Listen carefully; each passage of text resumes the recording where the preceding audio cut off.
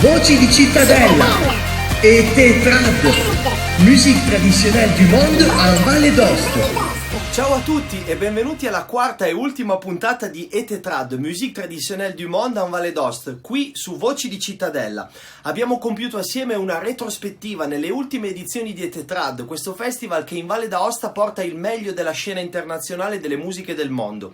Durante quest'ultima puntata avremo ancora due storie, quella di Maddalena Soler che ci racconterà di un gruppo storico del folk italiano, si chiamano i Baraban, ma anche di altre due formazioni che ha in progetto, e poi sentiremo Martin Hugebar che proviene da Lille, ma è da lì che è partito un viaggio verso il Quebec in Canada. Quindi state pronti perché ancora una volta rifacciamo la storia della musica tradizionale assieme e poi alla fine ci saluteremo. Buona visione! E dopo aver attraversato alcuni luoghi d'Italia, ma non solo, siamo stati anche a Rotterdam, ma siamo stati a Cuneo, siamo stati a Torino, siamo stati a Châteauroux e adesso andiamo in un'altra grande città italiana del nord Italia dove incontreremo ancora una volta una donna che suona il violino, che canta, che danza e che si occupa di musica, ma non solo. Andremo a sentire dalla sua voce come divide il suo tempo tra la musica e l'universo anche dell'educazione dei bambini. Un saluto a Maddalena Soler. Buongiorno Maddalena. Buongiorno, ciao a tutti. Allora, grazie di accettare questo invito, di partecipare a Voci di Cittadella, si chiama Etetrad, musique traditionnelle du monde en Valle d'Aoste, proprio perché racconta di un festival che si chiama Etetrad ed è un ricordo non troppo distante dal tempo che stiamo trascorrendo in questa videochiamata, perché si trattava del mese di agosto scorso, un mese di agosto che rischia di essere molto diverso dal mese di agosto che ci aspettiamo. Come stai attraversando questo periodo di solitudine? Speriamo non troppo di solitudine, probabilmente ti sarai riservata l'opportunità di passare il tempo con chi ti sta accanto e a chi vuoi bene. Raccontaci questo momento così storicamente, speriamo alquanto unico, che non si ripeta, di certo è l'augurio, ma che sicuramente ti ha consentito di praticare un mucchio la tua musica. Sì, in realtà è stato un po' strano perché all'inizio non si capiva bene, no, quanto sarebbe stato questo tempo di quarantena, quindi anche noi, la scuola è stata la prima a chiudere, quindi le prime avvisaglie sono arrivate da lì, ma tutto sommato, ad esempio noi in sala prove ci siamo andati lo stesso, no? La prima settimana di chiusura delle scuole, quindi organizzarsi all'inizio è stato un po' difficile e quindi ci siamo accorti che i giorni passavano e ad esempio con alcuni gruppi non eravamo molto, molto presenti anche sui social, no? Perché dicevamo no, passerà, abbiamo voglia di tornare a suonare e quindi siamo arrivati anche un po' tardi magari a fare tutte quelle cose che altri gruppi hanno fatto prima, come registrare, no, dei brani dalla quarantena, dalla casa.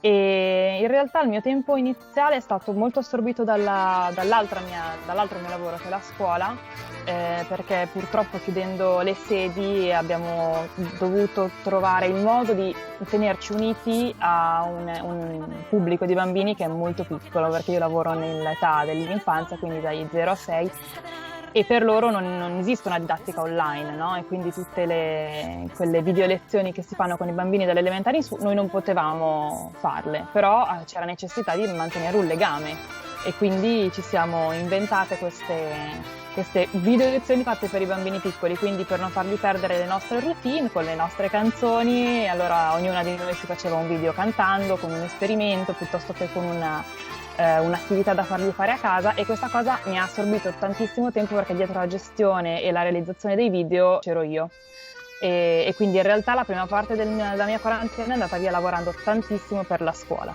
e quando i giorni hanno iniziato a passare ci siamo resi conto che non suonavamo più. Allora sì, c'è venuta anche la malinconia fra di noi, ad esempio con uno dei miei gruppi abbiamo iniziato a fare anche noi dei brani da casa per restare uniti un po' alla gente che ci segue, perché iniziava a mancarci veramente tanto tutto quell'aspetto. Quindi noi adesso siamo in casa tua, innanzitutto complimenti perché hai un ordine del genere invidiabile, ma è vero anche che la prima cosa che forse abbiamo fatto tutti è stata di mettere in ordine casa. E imbiancare anche.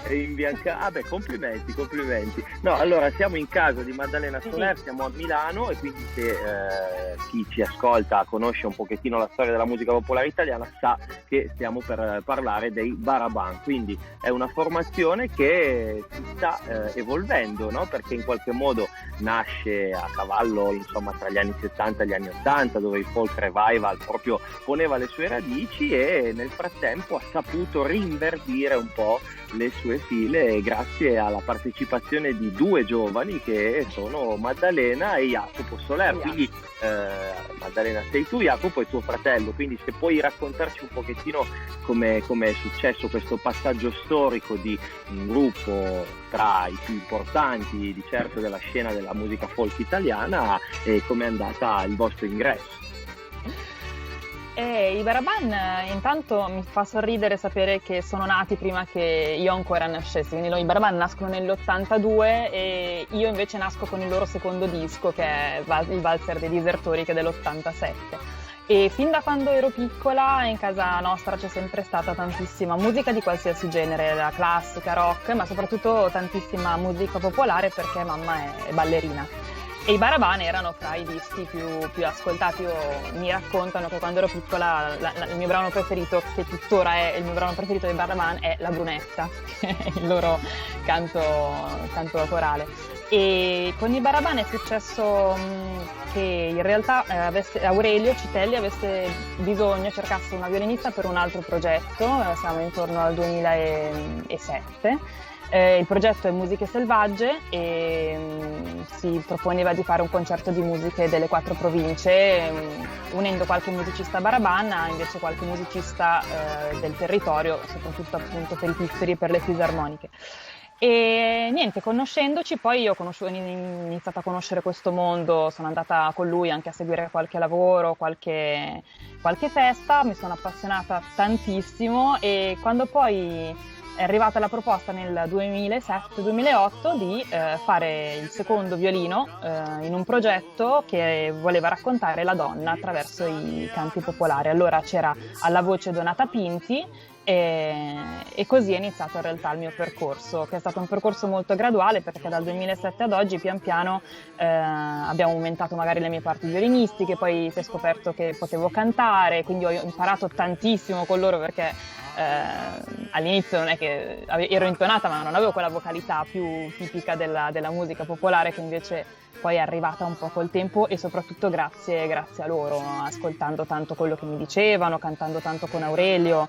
E negli ultimi anni invece poi la formazione è cambiata ancora, c'era necessità di reinserire uno strumento a fiato, e Jacopo è capitato a fagiolo, perché e tu hai alzato la mano e hai detto ce l'ho. No, io non ho alzato la mano, sono stata molto zitta, me l'hanno detto loro, ce l'abbiamo, che ne dici se chiediamo a Jacopo? Io ho detto sono molto contenta di questa cosa. E quindi in poi effetti siete molto forti, sia tu che Jacopo. È bello vedervi in azione assieme. Immagino che possa essere un po' l'effetto che produce guardare i True Valdo Tendo, perché effettivamente siamo io e i miei 2 fratelli, è sempre una cosa bella, no? Il legame familiare nella musica.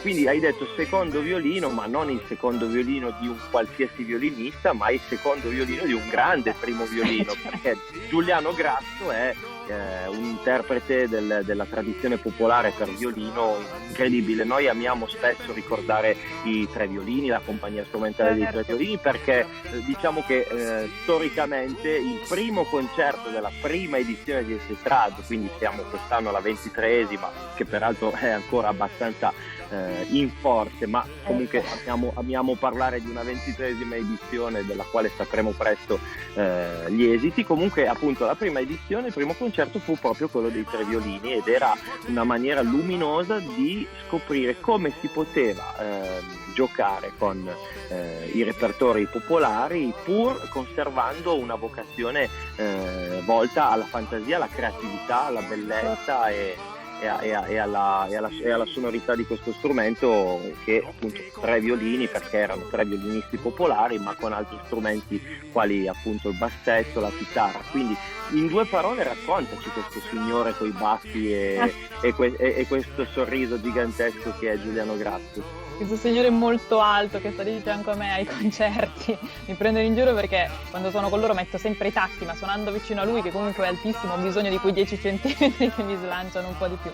E con Giuliano è stato particolare perché sì, secondo violino, nel senso che ho iniziato facendo tutte le voci di accompagnamento alla sua di melodia, E la cosa che mi ricordo con tanto affetto è che io quando ho iniziato a suonare con loro arrivavo da un percorso sì di danze popolari, ok, ma soprattutto accademico, ho studiato violino all'Accademia qui a Milano, e quindi il mio modo di approcciare, che ne so, il bal del Barabene era assolutamente didattico, scrivendo le arcate e suonandolo come se fosse Corelli, no? E suonandolo in quella maniera lì insieme a lui effettivamente il risultato era un po' poco credibile, quindi ci siamo trovati a suonare da soli alcune volte per riuscire a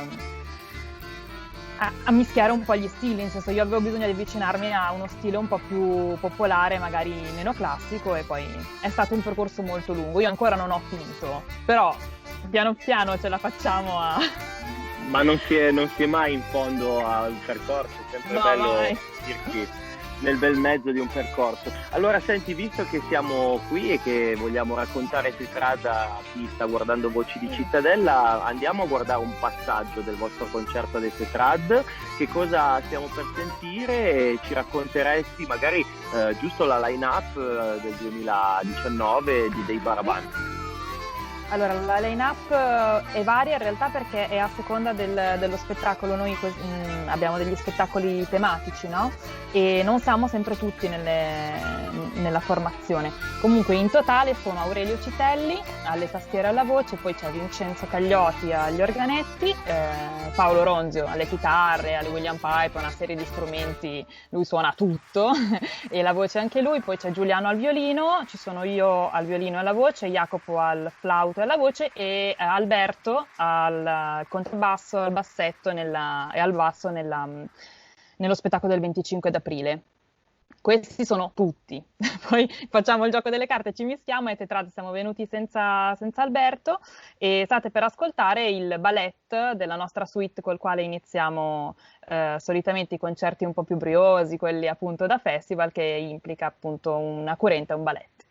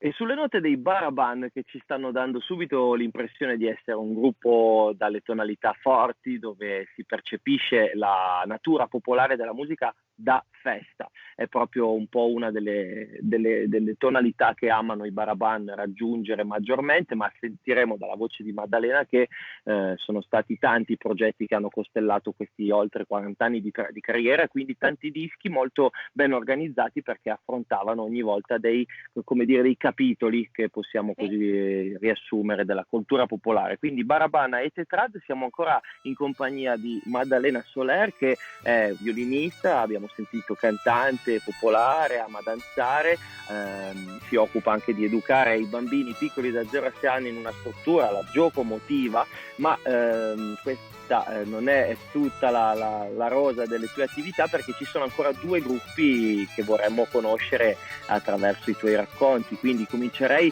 da un duo, che è il tuo duo con un grande organettista, anch'esso lombardo, che è da tempo sulle scene non solamente italiane, perché si interessa di linguaggi per organetto diatonico di tanti luoghi. Peraltro credo che una delle sue prime passioni fosse addirittura il charango, quindi è una persona veramente ha una collezione a casa. E lui è Andrea Capezzoni. Il vostro tour si chiama Sole Luna. Sole Luna. Sì. E noi ci siamo sempre conosciuti di fama, alla fine fra noi musicisti popolari si sa, anche se non ti conosci dal vivo sai tutti chi sono, e abbiamo iniziato a stringere un rapporto un po' più di amicizia, in realtà in relazione a un brutto episodio che è successo a Milano, che è stato l'incendio della Scighera, che è un Arci molto attivo, dove si fanno tantissimi concerti anche di musica popolare, sia d'ascolto che da ballo, e ci siamo ritrovate a voler organizzare un evento per raccogliere fondi. Quindi abbiamo coinvolto degli amici musicisti, abbiamo fatto un concerto a ballo con un ingresso ad offerta e tutto il ricavato è stato devoluto all'Arci Scighera. Da quella esperienza abbiamo, ci siamo incuriositi all'idea di poter fare qualcosa insieme. L'abbinamento violino e organetto si sa che funziona, in più cantiamo tutti e due, una voce femminile e una voce maschile insieme, funziona anche quella, e quindi ci abbiamo provato.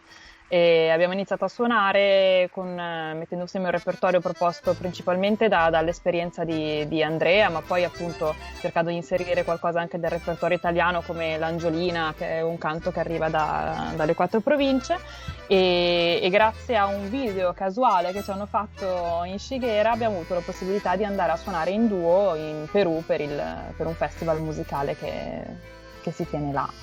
Allora, a proposito di cassetto dei sogni, io vorrei farti questa domanda, ho visto sul tuo profilo Facebook che ci sono delle fotografie che ti ritraggono con il violino in mano, eri molto giovane, allora questa è la vera domanda, come si sente a vivere oggi quello che rappresentava un sogno nel cassetto da bambina ieri? È un po' complicato perché, come dici tu, è un sogno nel cassetto che però è uscito molto, molto presto, nel senso che ho iniziato a suonare la prima giga irlandese di Perazzini, che aveva raccolto Perazzini e che era il nostro punto di riferimento quando eravamo giovani noi, più o meno in terza media. E è nato poi durante gli anni del liceo il primo gruppo di danze popolari, che aveva la caratteristica di essere composto solo da giovanissimi, eravamo tutti ragazzi del liceo, e quindi il fatto di suonare musica popolare soprattutto a ballo è una cosa che mi ha accompagnato da sempre, e ho sempre pensato che avrebbe fatto parte della mia vita per tantissimo tempo. Infatti non ero preoccupata all'idea che potesse finire tanto presto, no?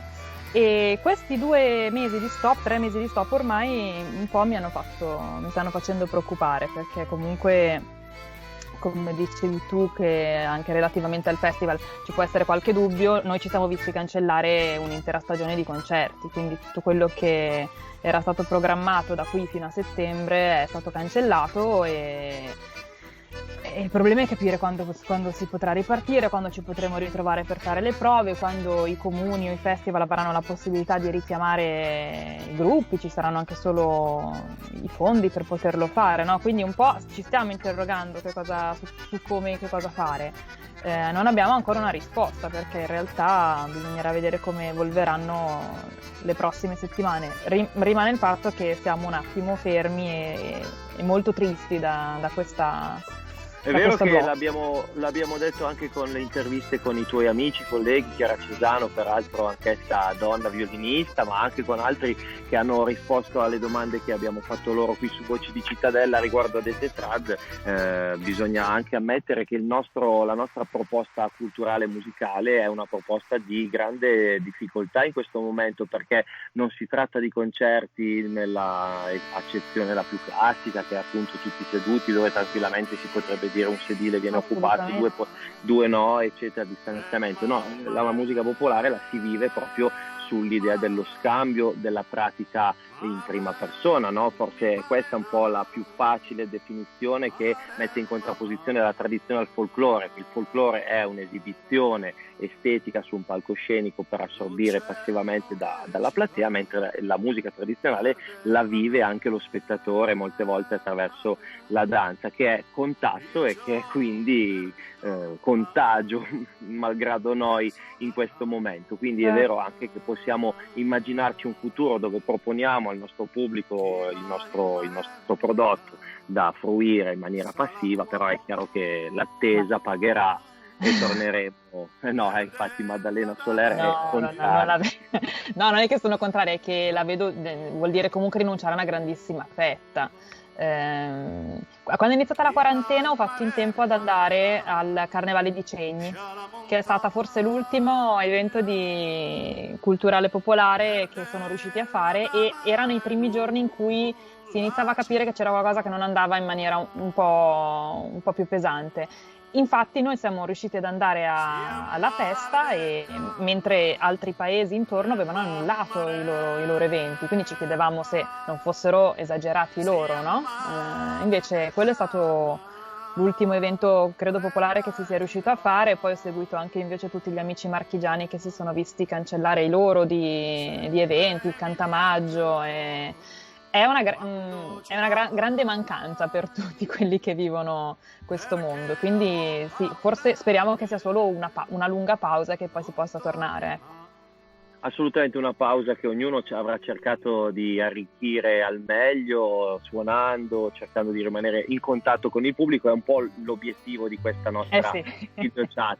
Resistere è sicuramente la parola che ricorre, ma che ci lega a un'altra fase abbastanza recente della storia del nostro paese, ma del mondo intero. Parliamo della resistenza al nazifascismo, che è stata compiuta dai partigiani, dai giovani che in quell'epoca scelsero di combattere la tirannia, e salendo nei monti, abbracciando le armi e regalandoci poi la libertà che poi noi oggi viviamo, non esattamente in questo frangente, ma non è la stessa cosa, ovvero la libertà di proporre dei canti che facciano riflettere, che facciano sognare, che facciano stare assieme le persone al di là delle differenze. Quindi diciamo che introduco così il discorso dei canti della resistenza, ai quali i Baraban hanno dedicato parecchi lavori, e quindi la seconda ma anche la prima guerra mondiale.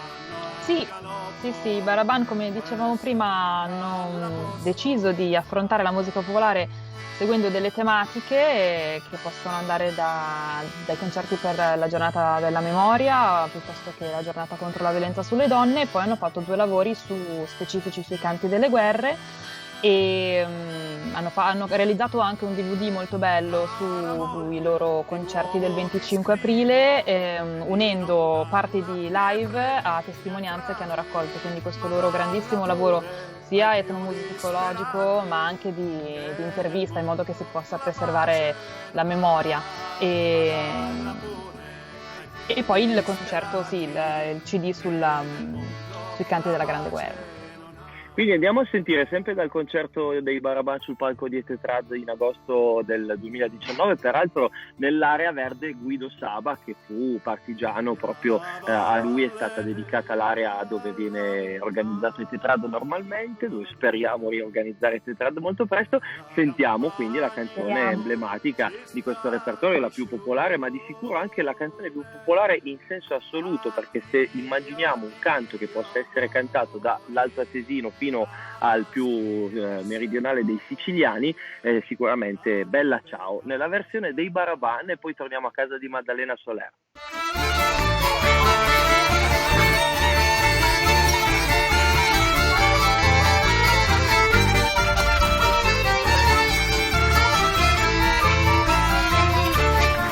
Seppellire lassù in montagna. Oh bella ciao, bella ciao, bella ciao, ciao, ciao, e seppellire lassù in montagna, sotto l'ombra di un bel fiore, e le genti che passeranno. Oh bella ciao, bella ciao, bella ciao, ciao, ciao, e le genti che passeranno ti diranno che bel fiore, e questo è il fiore del partigiano.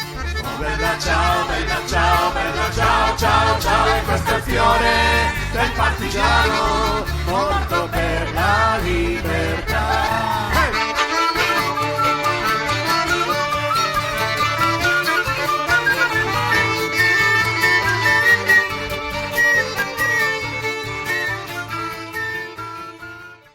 E sulle note di Bella Ciao, che ci fa in qualche modo ricordare quanto sia importante fare tesoro dell'insegnamento dei nostri nonni, resistere, in questo caso non a un nemico tangibile, ma a questa malattia che purtroppo ha fatto tanti morti e che speriamo possa cedere il più presto possibile, e soprattutto speriamo che dopo, in questa fase successiva, noi artisti possiamo di nuovo ricoprire quel ruolo in qualche modo di naturalmente intrattenitori, ma non solo, perché ci occupiamo un po' anche dell'anima delle persone, quindi verrà presto il momento per noi di collaborare veramente al benessere comunque psicologico delle persone. Allora, sentiamo un attimino invece, adesso estendiamo lo zoom fuori da queste mura contornate da libri e CD, andiamo a parlare della città in cui vivi, quindi Milano.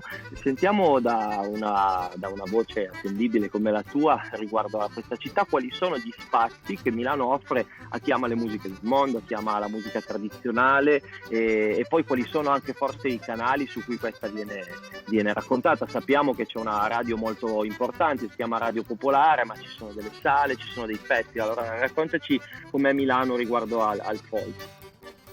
Milano, riguardo al folk, riguardo alla danza popolare, ha attualmente 2 centri principali, che sono 2 arci, l'Arci Bellezza e l'Arci Scighera. Ha avuto poi anche tantissimi altri luoghi che hanno aperto e magari poi hanno chiuso. Mi viene in mente il Folk House, che era un altro grandissimo centro importante dove sono stati portati gruppi di un certo livello. Attualmente la Scighera, che è il panorama diciamo più giovane, quindi quello che magari fa delle proposte più legate anche alla novità, e invece il Bellezza che è più legato ad una tradizione storica, sono i primi ad essere nati a Milano dal Gabalo ormai 40 anni fa, poi sono spostati al Bellezza e da allora realizzano delle programmazioni annuali proprio mirate all'insegnare la danza popolare a chi ne ha voglia.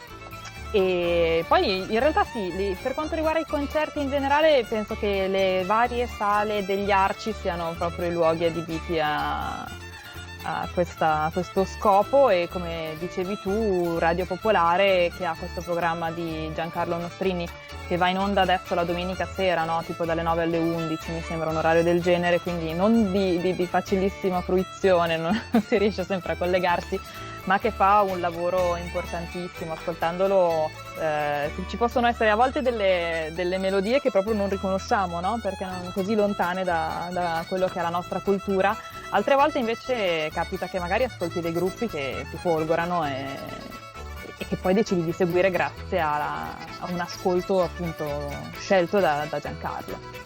E per finire la nostra video chat a proposito di musica tradizionale all'interno di questo Voci di Cittadella, che comunque racconta di Etetrad, ma racconta di tante emanazioni, di tanti gruppi, di tante esperienze. Mi piacerebbe concludere con questo, che è un grande progetto che riposa un po' sulle spalle tue e di alcuni altri musicisti dell'area milanese. È sicuramente un tentativo di porre un dialogo, un ponte tra alcuni universi musicali, appunto alcuni più legati all'aspetto rurale della nostra terra, ma appunto il dialogo è con sonorità diciamo più cittadine, più urbane, più contemporanee. Allora forse è un pochettino questo il centro del discorso riguardo a questo progetto. Raccontaci quando sono nati, come sono cresciuti, quanti dischi hanno fatto, i concerti. Stiamo parlando di Alzamantes. Gli Alzamantes è il progetto che è nato da Dario e da me ormai nel 2008-2009, quindi sì, iniziano ad essere abbastanza anni.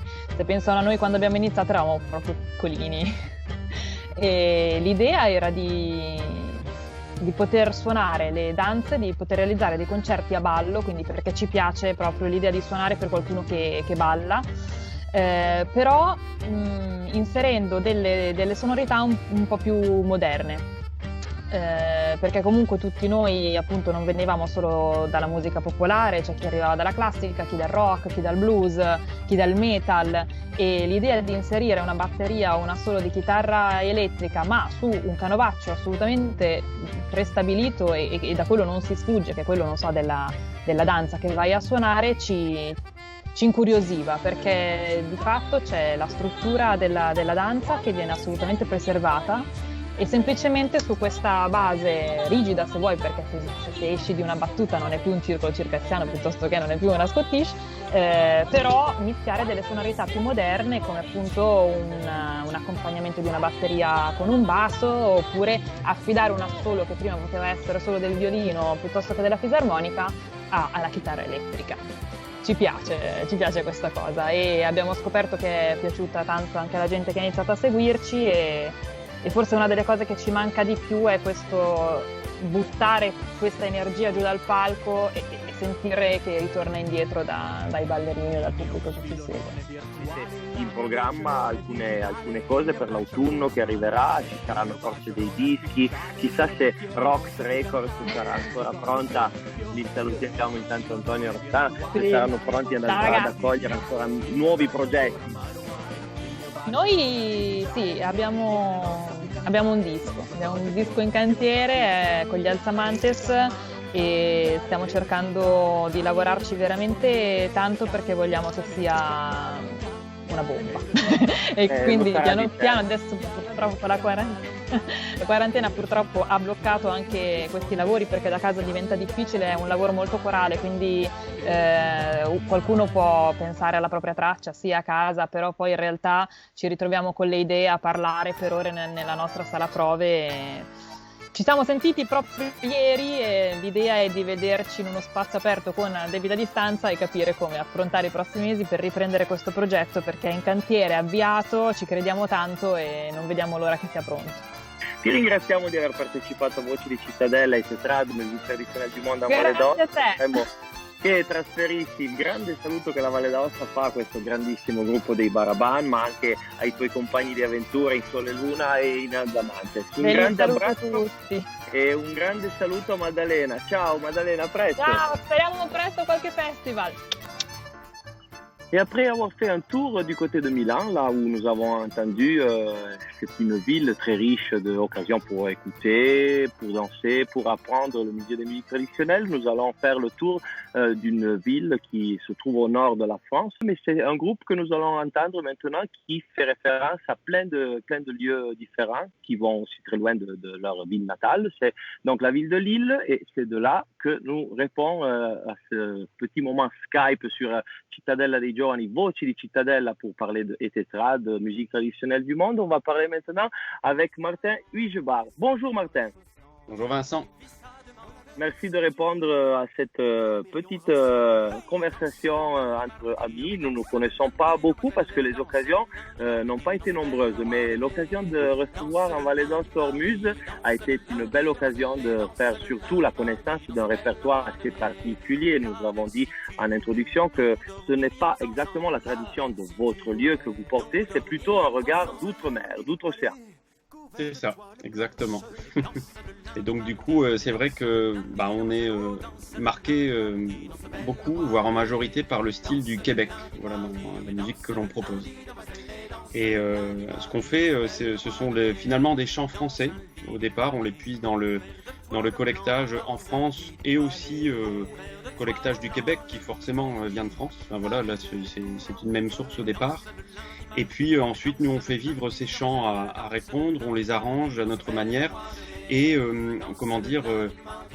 diverses danses sont proposées au cours du bal Ormuz, qui sont des danses que l'on retrouve en Europe, avec aussi quelques danses typiques de la veillée québécoise qu'on appelle les 7 carrés, et qu'on fait là pour le coup découvrir en atelier parce que, comme tu le disais, voilà, c'est quelque chose que l'on connaît moins peut-être en Europe.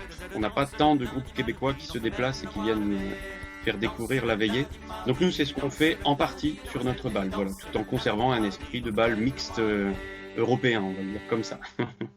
En tout cas, nous pouvons comprendre très bien la raison pour laquelle vous êtes tombé amoureux de cette musique, parce que c'est une musique incroyablement joyeuse et riche d'aspects justement musicaux. Par exemple, la podorythmie, qui est quelque chose d'extraordinaire. Nous allons en parler maintenant, bien sûr, mais il y a des phares comme par exemple la Bocule Souriante, qui est un groupe incontournable pour tout le monde qui pratique et aime les musiques traditionnelles. C'est vraiment quelque chose d'incroyable. Ils ont tourné pendant des décennies. Je pense qu'on peut dire carrément de partout dans le monde, mais il y a un artiste que j'aime rappeler qui est venu à Etetrad. C'était la première édition, je ne sais pas si tu connais, c'est un grand copain cornemuseux, il s'appelle Robert Amio et il est le trappeur courtois ex-savoyard. Maintenant il habite dans le centre de la France, donc ses langages musicaux sont quand même proches au festival d'Etetrad, mais Ormuz fait une espèce de travail encore, disons, un peu plus ample, car ce n'est pas exclusivement la tradition du Québec. Vous aimez aussi regarder à des traditions qui sont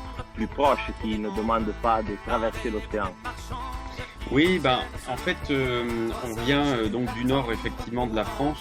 Tous les membres du groupe viennent au départ du nord de la France. Et là, on a été marqué par la tradition du bal, en fait, dans le nord de la France, qui parcourt un peu différentes possibilités de danse. En fait, il y a bien sûr des danses de Flandre, mais il y a aussi des danses qu'on retrouve dans beaucoup de bals, comme les cercles, les mazurkas, les scottish. Et puis aussi souvent, on va enseigner des danses que les gens connaissent moins, etc. Les bals durent assez longtemps et souvent quelqu'un qui connaît une danse, par exemple, l'apporte dans son groupe et ça donne une petite touche de découverte. On retrouve aussi ça en Belgique, hein. Souvent les deux régions se touchent, elles sont quasiment les mêmes. Et nous, en fait, on a commencé vraiment de cette façon-là. Et ensuite, on est tombé un peu sous l'influence musicale de plusieurs artistes québécois. Donc, tu as cité La Bottine, ça c'était évident. En France, il y avait Mes souliers sont rouges qui a aussi été un peu une espèce d'ambassadeur, plus en concert bien sûr, mais c'était aussi assez dansant à une certaine époque. Et puis il y a eu Le Vent du Nord, et puis Bernard Simard, et puis voilà, de fil en aiguille, on a découvert un tas d'artistes, tous plus riches les uns que les autres. Et la musique du Québec, c'est incroyable parce que c'est une musique en fait de migration croisée. T'avais les Irlandais qui sont venus aux États-Unis, qui ont ramené leur musique et puis qui connaissaient aussi le square dance au fond, voilà, hérité des contredanses anglaises. Et puis t'as eu les Français qui ont migré jusqu'au Québec. Et finalement, ces gens-là se sont rencontrés pour des raisons essentiellement économiques. En fait, les Québécois descendaient de travailler aux États-Unis, ils y restaient longtemps. Et en fait, ils y ont ramené chez eux les airs, puis les danses, qu'ils ont renommées 7 carrés finalement. Et tout ça, donc ça s'est mélangé en fait, avec les chants français qu'ils avaient ramenés de France. Et donc on a ce style unique, qui est un mélange vraiment d'Amérique et d'Europe, un peu à l'ancienne, donc voilà, c'était pas particulier. Alors maintenant, on va faire un tour dans l'édition 2019, certainement regarder des images de festival avec une été qui est aux portes, qui va probablement être privé de ces événements. Ça va être quand même agréable de voir un peu comment c'était la normalité, disons, pré-pandémie, en espérant évidemment que tout cela représente assez vite encore notre quotidien. Alors c'est une spécialité d'Ormuz, celle de bouger beaucoup en Europe, d'aller voir les gens et de rentrer en contact avec le répertoire, car vous proposez souvent des stages. Alors nous allons voir un peu Ormuz en action dans une petite pièce de l'école de Charmanceau qui a accueilli votre stage de danse du Québec, et ensuite nous allons écouter un morceau. Tu peux nous raconter de ce qu'il s'agit? Oui, voilà, donc le titre qu'on va écouter maintenant, ça s'appelle le Macomber, et c'est donc une danse qui s'appelle le cotillon, typique du Québec. Voilà, donc voilà, on aura l'occasion d'écouter les deux morceaux à la suite.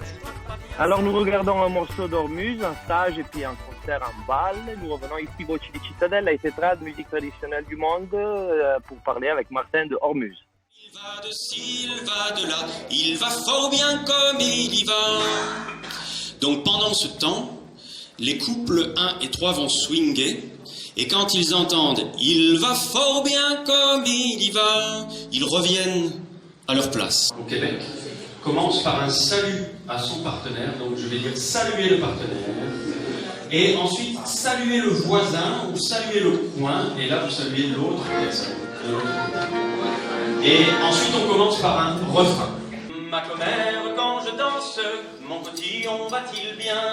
Ma commère, quand je danse, mon cotillon va-t-il bien? Il va de ci, il va de là, il va fort bien. Ma commère, il va de ci, il va de là. Revenez chez vous, c'est tous les jours. Il va de ci, il va de là, il va fort bien. Ma commère, il va de ci, il va de là, il va fort bien. Tout la vida, le collier ici avance, c'est le fils d'un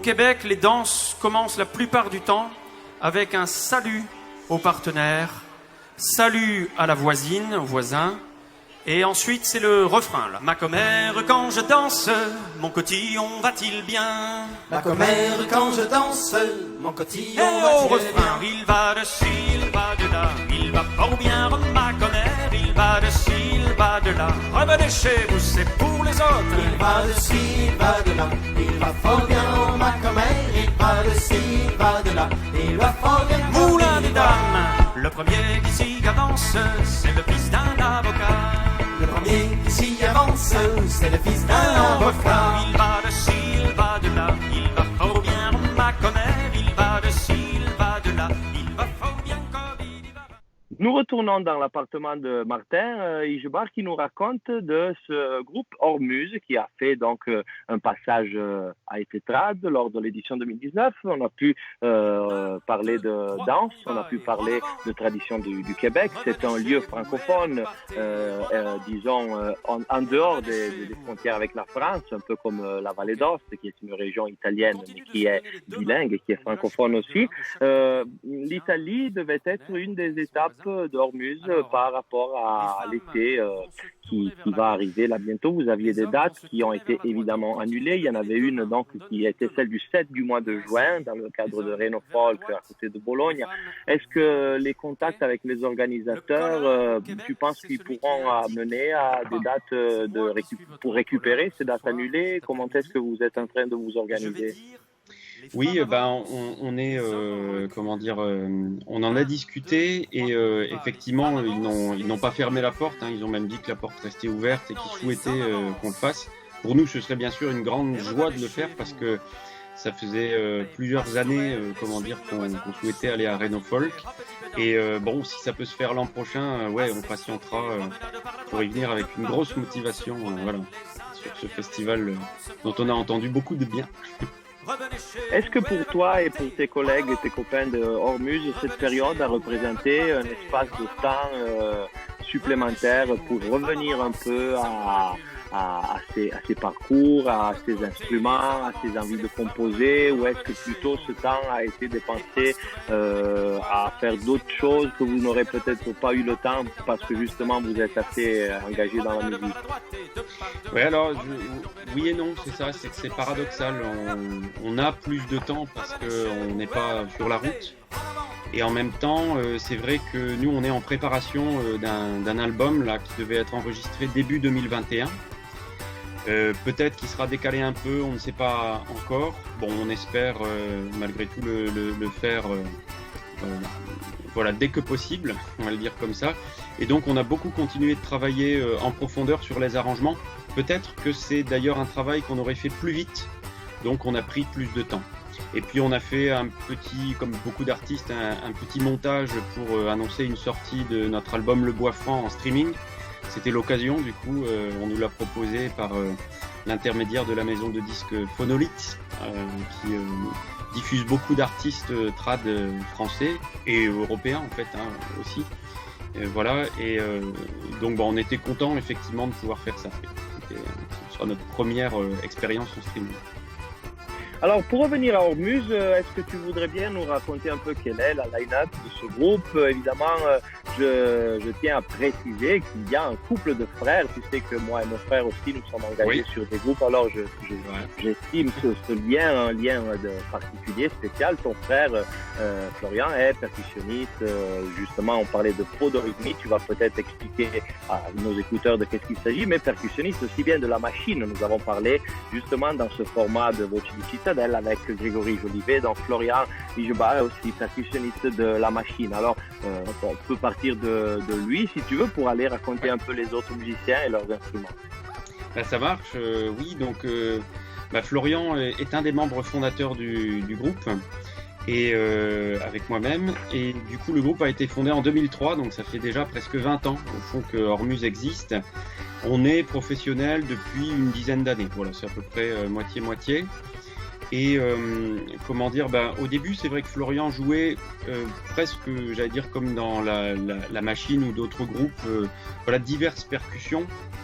Et comment dire, petit à petit, le fait qu'on en vienne au Québec, voilà, a fait se spécialiser dans la table du pied, mais il continue de jouer aussi du bodhran irlandais. Donc finalement, tu vois, l'Irlande n'est jamais très loin. Et là, le dernier instrument de percussion qui est venu en troisième se rajouter, c'est le triangle en fait, parce que de plus en plus, on aime cette sonorité qui nous rappelle aussi les Cajuns, qui sont des Québécois déplacés. Enfin voilà, et puis il y a un groove particulier sur cet instrument. Ça n'a l'air de rien, mais un triangle, ça peut porter tout un bal quasiment à lui tout seul. Donc voilà, Florian chante aussi. On chante tous dans Ormus quasiment. Voilà, on est tous chanteurs. Ensuite, je vais te présenter les trois instrumentistes mélodistes. Donc il y a Olivier Cateau qui joue de l'accordéon et de la clarinette basse. Il y a Laure Gagnon, donc qui elle possède un nom québécois. Elle reçoit même des invitations parfois pour des rassemblements de gagnants au Québec, mais voilà, elle n'est pas québécoise, elle est bretonne à l'origine. Mais c'est très bon pour le marketing, ça en tout cas. Ouais, c'est très bon, ouais, c'est ça. Et du coup, Laure, elle joue de la flûte traversière irlandaise en bois et elle chante.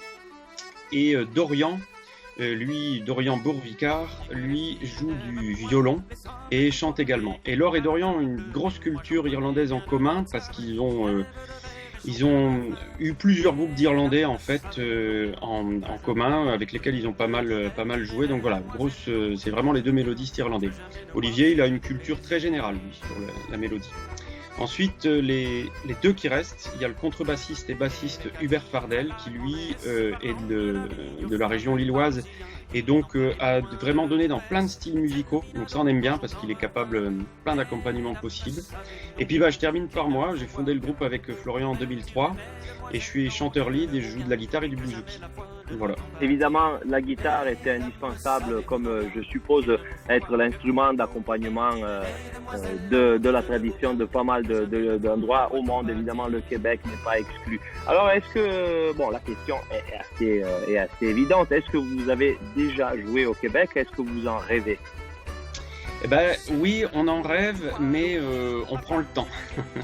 Parce qu'en fait, en réalité, c'est un peu particulier. En fait, on va pas venir faire de la musique du Québec au Québec, si tu veux. On vient faire notre musique d'Ormus au Québec. C'est ça le projet, si un jour il a lieu.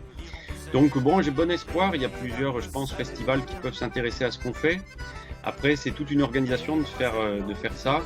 Et donc, pour l'instant, on en est encore plutôt au stade de la prise de contact et de la réflexion sur un projet, comment présenter le projet pour aller jouer là-bas. Voilà. Bien, mais je pense que ça sera un très grand jour, ce jour-là. Et ouais. Je vais suivre votre actualité pour voir quand ça se passera. Écoute, je voudrais te demander par rapport au stage, est-ce que ce sont des danses que vous enseignez, que vous avez appris par qui et comment vous enseignez? Est-ce qu'il y a quelqu'un du groupe, on l'a vu pendant la vidéo tout à l'heure, qui arrête de jouer pour montrer, mais surtout il y a un système de transmission d'informations qui fait partie non pas du stage mais plutôt du moment de bal, de concert, parce qu'il y a vraiment dans la tradition une conduite de bal à travers la parole, c'est ça? Exactement, et voilà, au Québec, il y a un statut particulier qui est donné à ce qu'on appelle un colleur. Et le colleur ou calleur, on peut dire aussi, si on prononce à la française, en fait, c'est le maître à danser. Donc, c'est lui qui va mener la danse et il va le faire sans forcément expliquer au préalable les pas. Voilà. Il va les annoncer au fur et à mesure pendant que la musique joue. Donc ça se passe essentiellement, même tout le temps sur des airs instrumentaux parce que il faut laisser la place à la parole. Et donc nous effectivement, on a appris à faire ça. D'abord c'est d'actualité mais à distance parce qu'on a rencontré personne au départ et on a regardé des vidéos, notamment d'un colleur, un super colleur au Québec qui s'appelle Jean-François Berthiaume, des frères Berthiaume, voilà, notamment son duo avec son frangin. Et lui, il a l'art en fait, c'est un équilibre entre de la poésie, du rap et un enseignement de la danse. Il faut un peu les trois. C'est-à-dire, il faut inventer des images. Il faut réussir à être bien en rythme, à scander, et à donner l'énergie aux danseurs. Et puis, il faut que les danseurs comprennent ce que tu attends d'eux. Surtout quand ils connaissent pas la danse. Donc, on a appris. Et j'ai eu la chance aussi de rencontrer en France un grand maître à danser du Québec qui s'appelle Pierre Chartrand Et lui, il est aussi ce qu'on appelle gigueur. Donc, on dit souvent d'ailleurs colleur gigueur. Alors moi, je suis juste colleur, je suis pas gigueur. Aussi peut-être parce que je suis musicien et qu'on peut pas tout faire non plus. Mais normalement, un gigueur, c'est quelqu'un qui fait de la podorythmie, donc de la tape des pieds, mais debout. Et ça ressemble beaucoup, en fait, au step dancing irlandais, en fait. Et il le fait notamment quand il a des moments de pause et qu'il ne colle pas. Donc là, il accompagne avec ses pieds debout et c'est aussi partie du spectacle. Voilà. C'est vraiment quelque chose d'incroyable. J'estime la musique du Québec une des meilleures façons de ramener une ambiance de fête, en tout cas, parce que c'est vraiment ça. Hein. Oui, c'est ça. Et puis, je pense que toutes les musiques populaires et traditionnelles ont ce côté fête. On le voit dans les musiques du Sud, Méditerranée, etc. Puis aussi, mais c'est vrai qu'au Québec, je pense, c'est ce qu'ils appellent la veillée, au fond. Si on en revient à ce mot-là, c'est vraiment, on se met autour du feu et puis tu sais pas ce que tu vas danser, tu sais pas ce que tu vas chanter, mais ça va se faire au fur et à mesure. Et la soirée peut durer très très très longtemps comme ça. Et je crois que c'est aussi peut-être dans les habitudes de gens qui avaient migré, qui avaient la vie dure quand même, faut pas l'oublier. Ils travaillaient dans des conditions parfois incroyables, voilà, dont on n'a même pas idée. Et donc pour eux, la veillée, c'était sacré, quoi. C'était le moment où on oubliait les soucis, voilà, et on mettait vraiment tout ce qu'on avait de bonheur en commun et on en profitait. Encore une fois, la musique a un rôle vraiment incroyablement indispensable à la vie de l'homme. Je pense que tu peux être d'accord avec moi en disant qu'une fois que la pandémie sera finalement dans nos souvenirs, on reprendra un peu notre statut de personnes qui soignent un peu les gens à travers la musique. Nous en avons parlé avec Madalena tout à l'heure. Je suis sûr que tu attends le moment de pouvoir être utile au monde à travers la musique. Oui. En disant à tout le monde de quel côté danser, ça sera grandiose. J'espère que ça puisse se faire le plus tôt possible. On va parler maintenant de Lille parce que évidemment c'est une ville qui est assez loin des Alpes déjà, qui est assez loin de la Vallée d'Aoste, qui est une ville vraiment à côté de la Belgique. Combien de kilomètres sépare Lille de la frontière?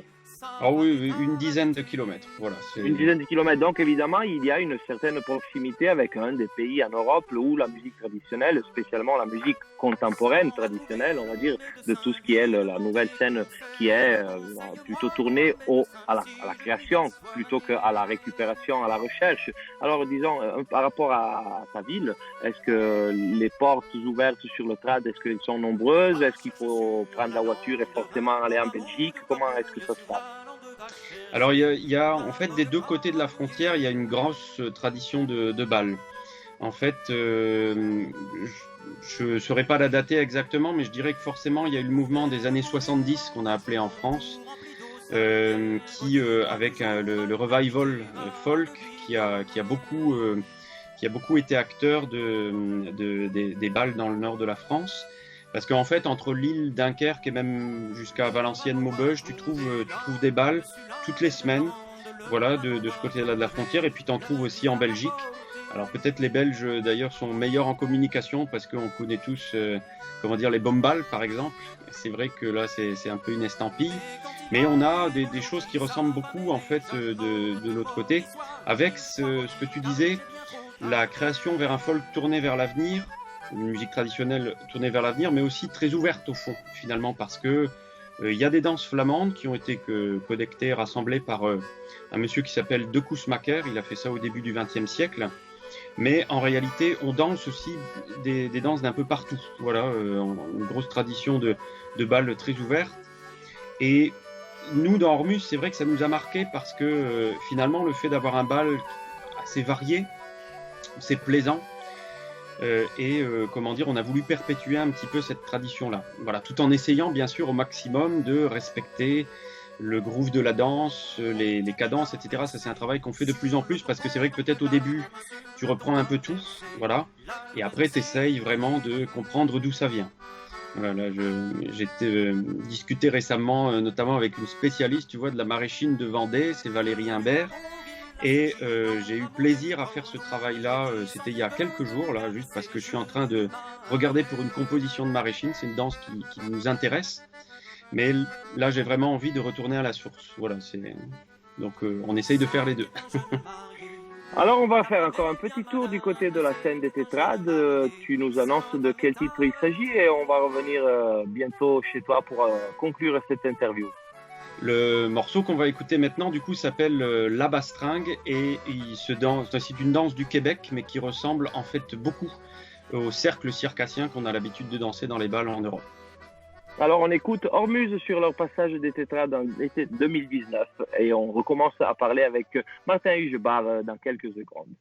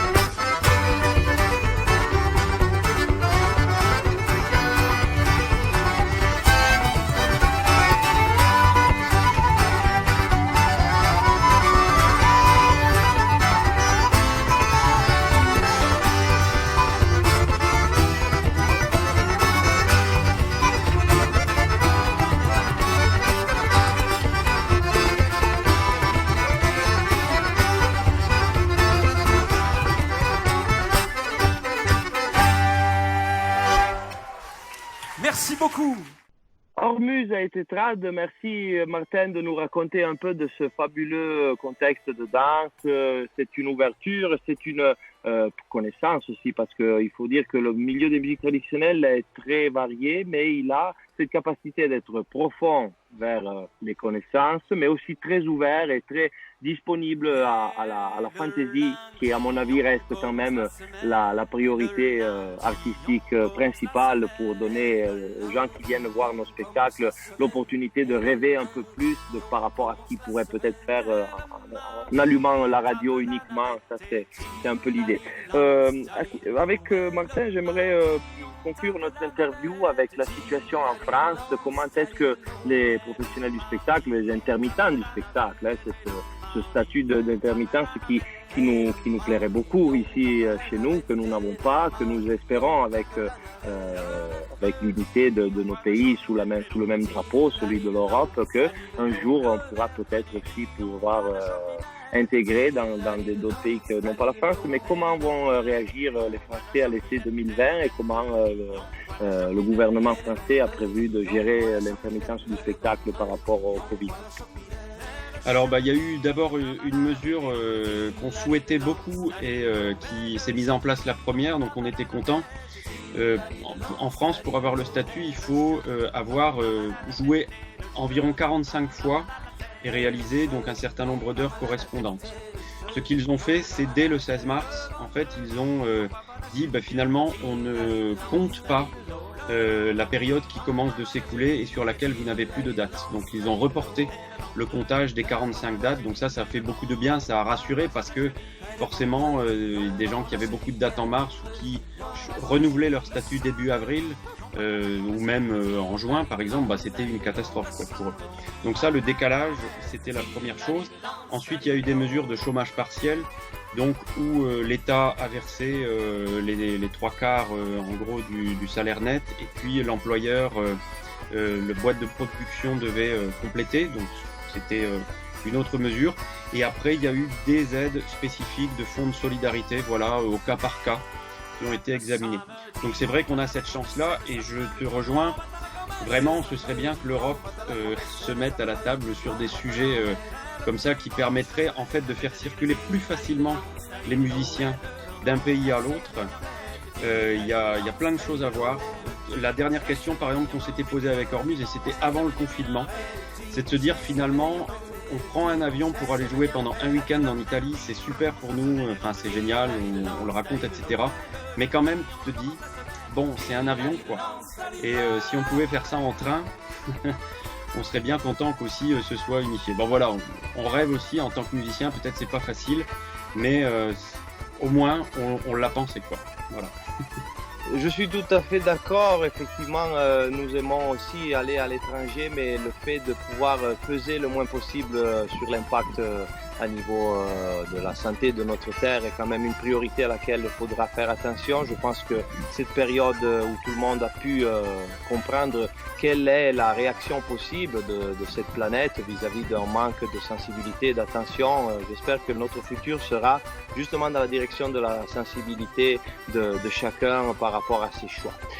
Merci donc Martin d'avoir discuté d'Ormuz et puis de toute cette vastité d'arguments qui représentent ton activité. Je sais que tu es partiellement musicien en tant que profession musicien et prof de lycée.